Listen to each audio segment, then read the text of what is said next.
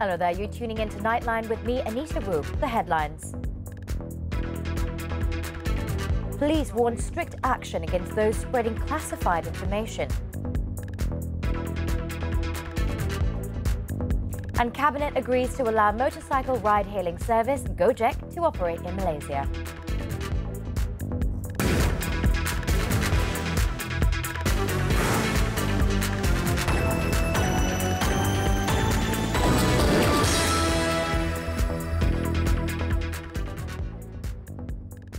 Our headlining story.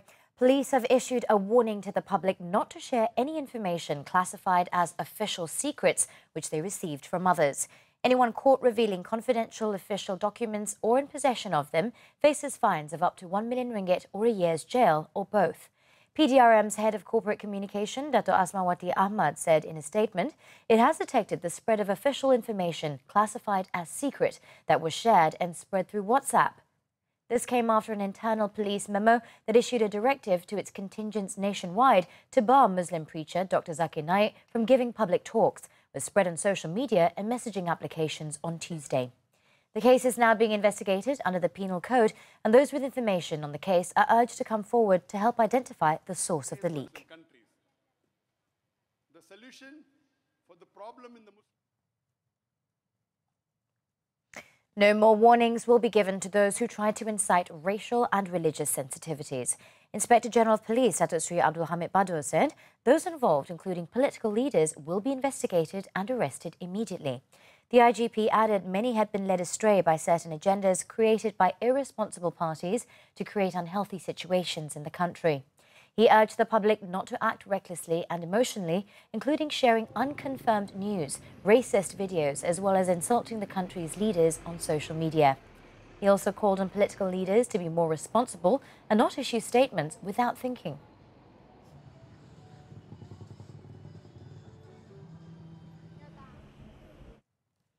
Speaking on another matter, Dato' Sri Abdul Hamid Badur said a viral photo and video of the national flag hanging upside down at a school in Pahang was an unintentional act. According to the IGP, a foreign worker did not know the correct way to hang the flag and made an honest mistake.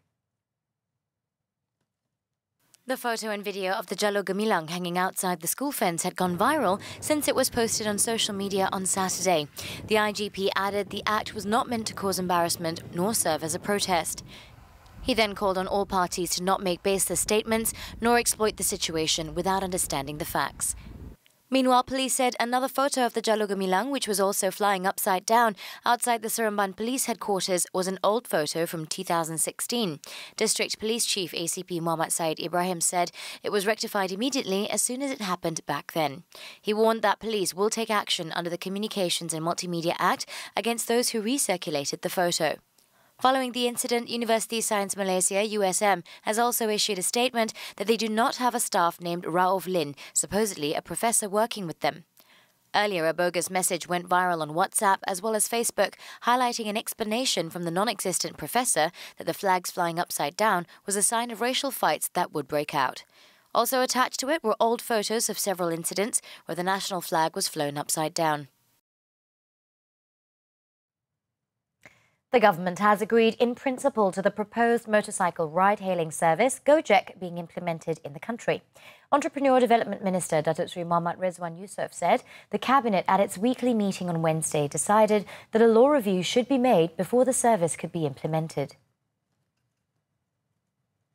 Ada green light untuk diperincikan dalam bentuk membuka ruang dan undang-undang supaya apa saja proses yang kita nak laksanakan dari sudut membangunkan ekonomi anak muda, kita pastikan tidak melanggar undang-undang yang sedia ada.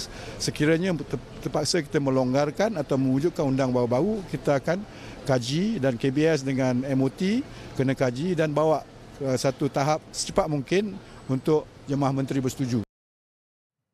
Speaking to reporters in Putrajaya, Dato' Sri Mohammad Rizwan said the new legislation would be presented before the year end. Transport Minister Look Siu Fook on Tuesday said the proposal to bring Gojek to Malaysia would be discussed by the Cabinet. Last year, Look had said that Putrajaya did not intend to legalise motorcycle ride-hailing services anytime soon to protect the safety of riders and passengers in view of the high number of motorcycle accidents recorded nationwide over the years.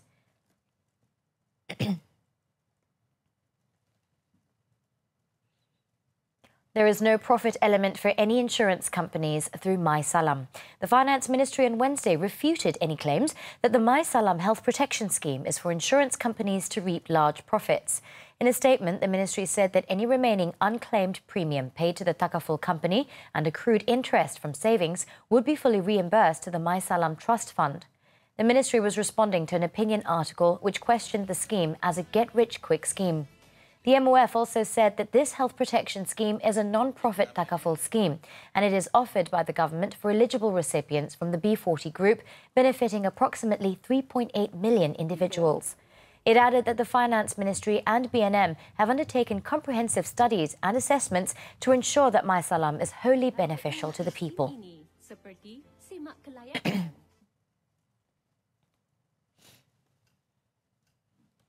Bank Negara Malaysia on Wednesday launched the Khidmat Nasihat Pembiayaan My KNP program aimed at assisting SMEs and house buyers that have previously been unsuccessful in securing financing. BNM Governor Datuk Nur Syamsiah Muhammad Yunos said the financing advisory services aim to improve financing applicants' experiences, including providing greater understanding of the factors affecting their financing application, as well as help in raising their eligibility for future financing. Inisiatif Khidmat Nasihat Pembiayaan ini diharap dapat meningkatkan kesedaran dan kredibiliti pengguna keuangan dan dengan merapatkan jurang maklumat yang tidak simetri antara pengguna dan institusi-institusi keuangan. Datuk Nur Syamsiah said this in a speech at the launching of the initiative on Wednesday. My KNP is a joint collaboration by BNM, Credit Guarantee Corporation Malaysia Berhad and the Credit Counselling and Debt Management Agency to enhance the financing ecosystem.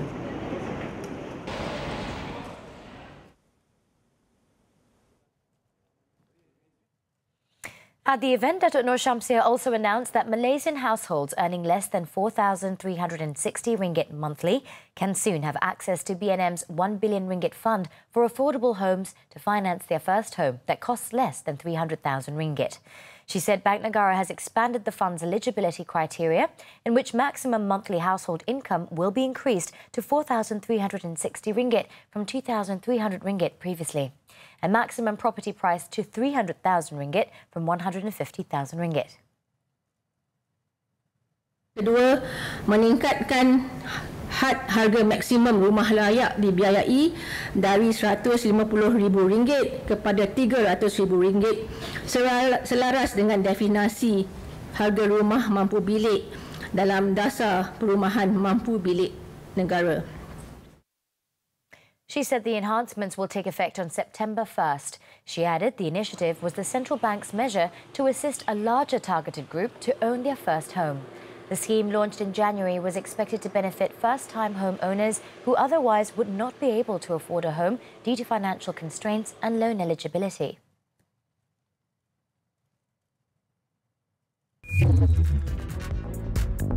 Still to come on Nightline, nearly 100 Chinese nationals involved in online gambling syndicate nabbed. Stay tuned.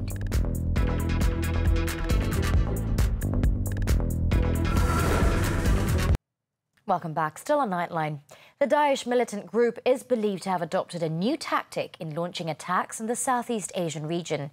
Bukit Aman Special Branch Counter-Terrorism E8 Division Principal Assistant Director Dato' Ayub Khan Maidin Pichai said it is now a new trend in the region where women are used to carry out suicide bomb attacks. Lagi yang kita bimbang ni adalah pelibatan wanita sebagai penyerang bunuh diri ataupun suicide bomber. Wanita. Speaking to reporters after delivering a talk at a security awareness seminar in Kedah on Wednesday, Dato' Ayub Khan said the cooperation between Daesh militant groups in the country, Indonesia and southern Philippines was also worrying. This is following the arrest of 2 suspected Daesh members from Indonesia in May, who were believed to have acted as facilitators to other Daesh members on transit in Sabah before leaving for southern Philippines to carry out suicide missions. Meanwhile, he said 40 people, including 2 women, have been detained so far in the country, believed to be involved in the militant activities since January.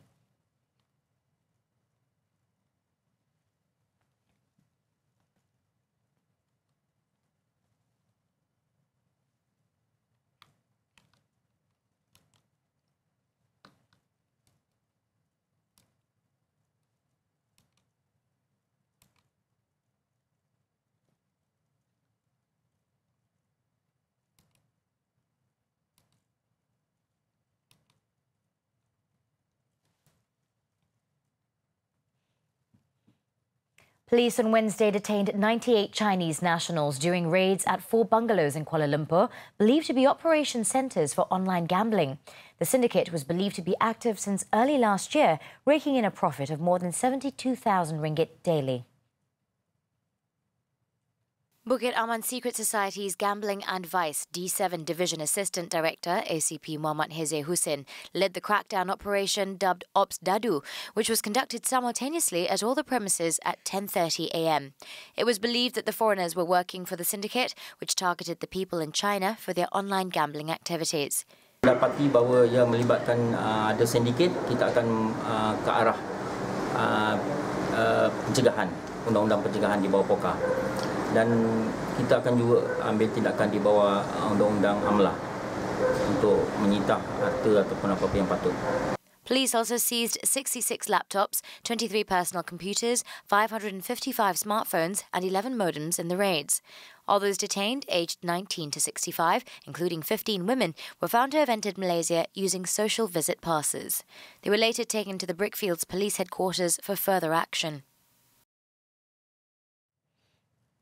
Police have busted a syndicate which used a karaoke centre to peddle drugs in Selangor on Sunday.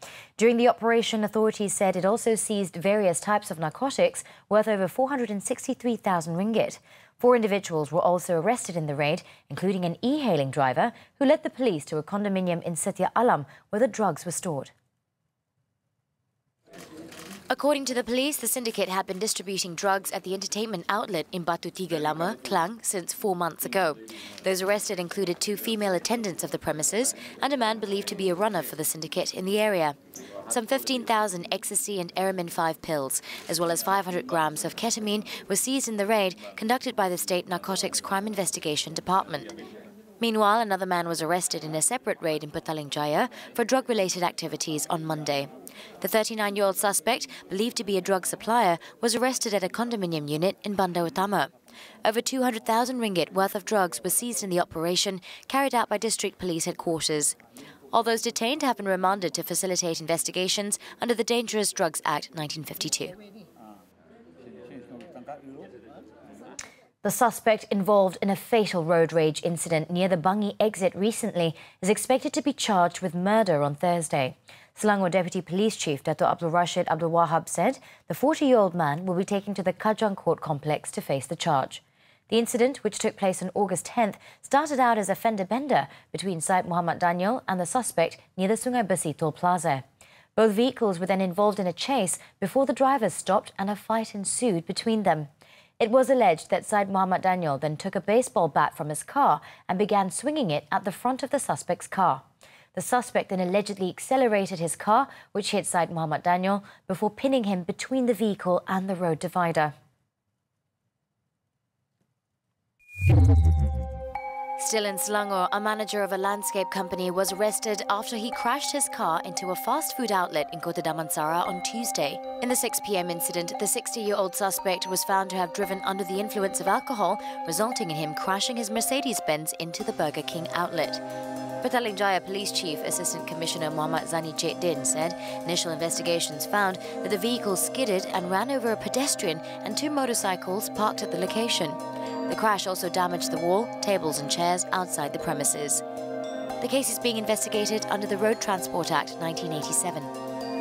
Over in Pulau Pinang, an incomplete human skeleton covered in a cloth was found inside an abandoned building in Jalan Bagan Luar, Butterworth on Tuesday. The discovery was made by a man at about 5 p.m. who immediately alerted the police. No identification documents were found at the location of the discovery and it is not immediately known how long the human skeleton had been there. The human skeleton has been brought to the forensics unit of the Seberang Jaya Hospital for the next course of action. In Malacca, a father-daughter duo have been charged at the Ayakuro Sessions Court with 9 counts of cheating and receiving more than $500,000 ringgit 3 years ago.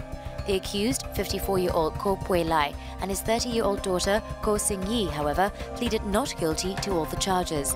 Both the accused were charged separately before Judge Elizabeth Bayawan and Norma Ismail, who set bail at 170,000 ringgit for each of the accused. The court then fixed September 20th for case mention.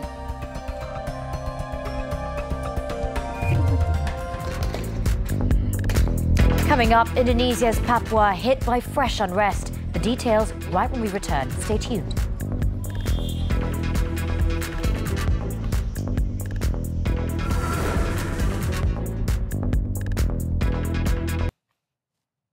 Welcome back. Malaysia's status as United Kingdom's most important Asian trading partner will not be affected after it exits the European Union, better known as Brexit, on October 31st. British's High Commissioner to Malaysia, Charles Hay, expects trade ties with Malaysia, especially in the high-technology manufacturing sector, to improve. Our reporter Laili Mulyati Alizam spoke to him in an exclusive interview on how ties between Malaysia and the UK will change post-Brexit. It is still too early to say how UK's Prime Minister Boris Johnson's policy will affect trade ties between the two countries. We have this bilateral working group on trade policy that will start work quite soon, I hope. But when the UK leaves the European Union, of course, we then have the capacity to pursue our own trade policy, and then we will be looking to improve our trading terms with other countries, and we'll be able to do things that will improve our trading terms with Malaysia. The value of UK foreign direct investment stock in Malaysia in 2018 amounted to £3.2 billion. I asked him, will UK's policy on palm oil change after it leaves the EU, as it's planning to cut its usage as a biofuel? But of course, as we leave the European Union, as we pass through any transitional period, we'll be free to make our own policies, and it's too soon to predict what those policies might be. He added, Malaysian students who plan to pursue their education in UK will not be facing a fee hike or change in visa fees post-Brexit. There are a lot of uncertainty on what's going to happen on the post-Brexit. However, the High Commissioner thinks that the trade ties between Malaysia and UK would be as strong as ever. It depends whether it is a hard Brexit or soft Brexit. In the months to come, there will be more detail to be revealed. Laili Mulyati Alizam for Nightline TV3. Selamat menyambut Hari Kebangsaan to all our Malaysian friends. And congratulations from the Australian government and the Australian people on 62 years of Merdeka. Selamat Hari Merdeka. Our cooperation in the areas of defence, security, education, trade and culture is growing. And most importantly, the people-to-people links have never been warmer or stronger. We are two democracies of about the same size, positioned between the Indian Ocean and the Pacific Ocean, with very similar institutions and values. So I'm confident that our relationship will continue to grow and strengthen. Selamat Hari Merdeka.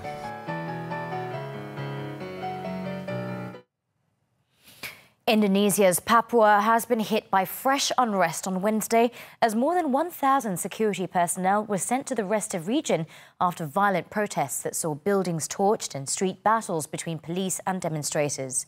This is despite an earlier assurance by the government that the unrest had been contained.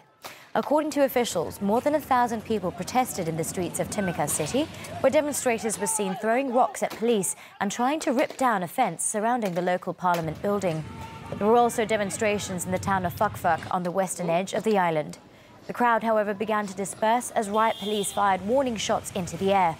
The latest protests come after several cities in resource-rich Papua were brought to a standstill this week following riots triggered by the detention of dozens of Papuan students over the weekend. Jakarta, meanwhile, has called for calm in its easternmost territory, where an insurgency against Indonesian rule has simmered for decades.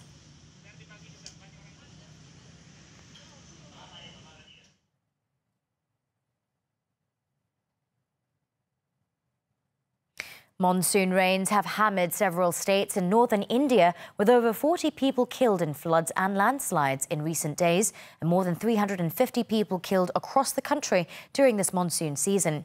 According to authorities, the heavy rains ravaged northern India weeks after several states in the south and west were hit by floods. The states of Karnataka, Maharashtra and Kerala were the worst hit, with hundreds of thousands displaced. A flood alert has also been sounded in parts of Delhi, Haryana, Punjab and Uttar Pradesh, with the Yamuna and other rivers overrunning their banks. As of Wednesday, at least 46 people are known to have died and over 20 are missing in the northern Indian states of Himachal Pradesh, Uttarakhand and Punjab.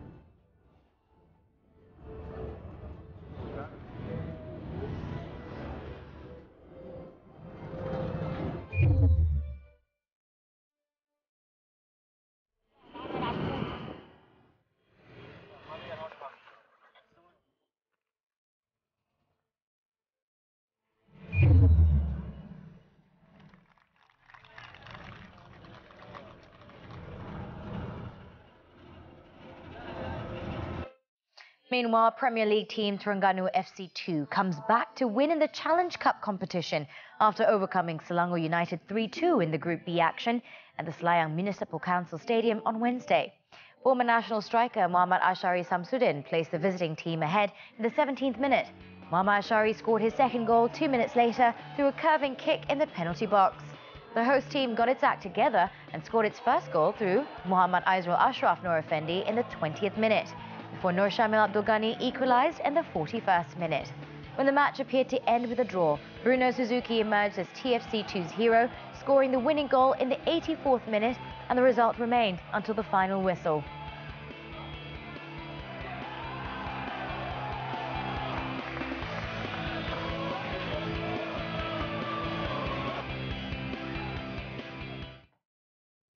Moving on to badminton, national women's doubles pair Chao Mei Kwan, Lee Meng Yan sailed into the third round of the 2019 Badminton World Championships in Basel, Switzerland. However, the world number 15 ranked pair was stretched to the limit by their Taiwanese opponents Su Ya-ching, Hu Lingfang in the 63-minute encounter. Meanwhile, mixed doubles pair Tan Kian Meng, Lai Pei-jing pulled off a straight sets win against England's Ben Lane, Jessica Pugh to qualify to the third round. The world number 14 pair would play Thailand's Dichapol Pavaranukroh, Sapsiri Theratanachai, who are currently world number 4.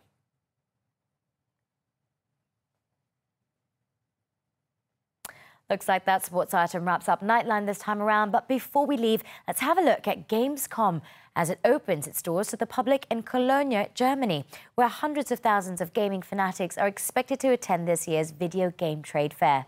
With that, I'm Anita Wu. Thank you for watching and stay safe.